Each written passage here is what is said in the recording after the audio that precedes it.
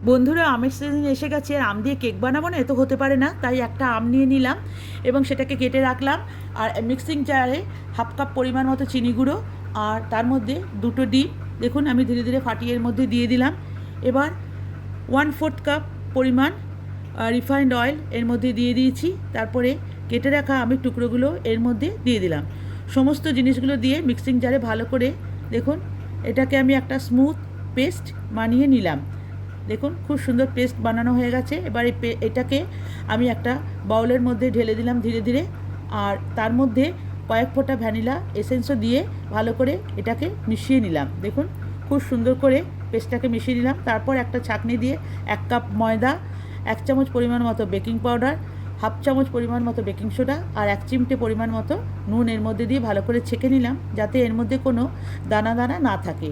ছেঁকে নেবার পর সমস্ত ইনগ্রিডিয়েন্টসগুলোকে ভালো করে দেখুন এটাকে আমি ধীরে ধীরে মিশিয়ে নিচ্ছি। মিশিয়ে নেবার পরে কেটে রাখা কিছু আলমন্ডস আমি এর মধ্যেও দিয়ে মিশিয়ে দিলাম। দেখুন খুব সুন্দর করে মিশিয়ে রাখলাম।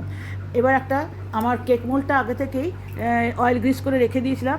এর মধ্যে আমি ধীরে ধীরে ওই মিশ্রণটাকে দেখুন ঢেলে দিলাম, যাতে সমস্ত কেক টিনের মধ্যে ছড়িয়ে যায়।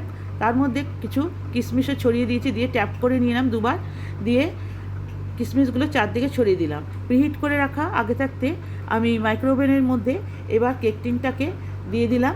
দিয়ে আমি টাইমিং দিলাম 180 ডিগ্রিতে 30 মিনিটের জন্য। তবে বন্ধুরা, তার আগে আমার কেকটা হয়ে গেছিলো 27 মিনিট পরেই আমি এটাকে একবার চেক করে দেখলাম যে দেখুন একবার চেক করে দেখলাম যে কেকটা আমার হয়ে গেছে, কারণ এই কাঠিটাতে একদম কোনো কিছু লেগে নেই, পুরো ক্লিন ছিল। তারপর আমি মাইক্রোওভেন অফ করে দিয়ে কেক টিনটাকে বার করে নিলাম। দেখুন কেকটা পুরোপুরি হয়ে গেছে। এটাকে আমি ঠান্ডা হওয়ার জন্য 15 মিনিটের জন্য ঢাকা চাপা দিয়ে রেখে দিয়েছিলাম। 15 মিনিট পরে আমি এটাকে ডিমোল্ড করলাম। দেখুন ঢাকাটা খুলে ডিমোল্ড করলাম। খুব সুন্দর স্পঞ্জি আর সফট হয়েছে। এবার আস্তে আস্তে বাটার পেপারটা তুলে দিলাম। দেখুন তারপরে এটাকে সামনের দিকটা যখন সোজা করব তখন দেখবেন খুব সুন্দর লাগছে দেখতে। এইবার দেখুন উল্টে দেখুন, সামনের দিকটা খুব সুন্দর লাগছে। এবার একটা ম্যাঙ্গো জেলি বানাবার জন্য আমি ননস্টিক প্যানের মধ্যে 1 কাপ পরিমাণ মতো ম্যাঙ্গো জুস নিয়ে নিয়েছি।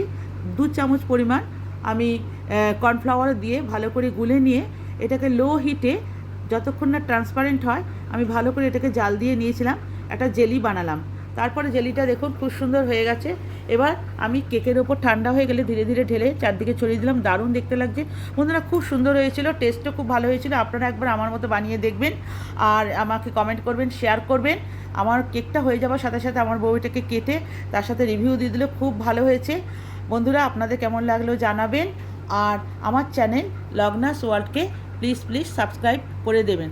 দেখুন বন্ধুরা কেকটা কত সুন্দর হয়েছে, কমেন্ট করবেন প্লিজ।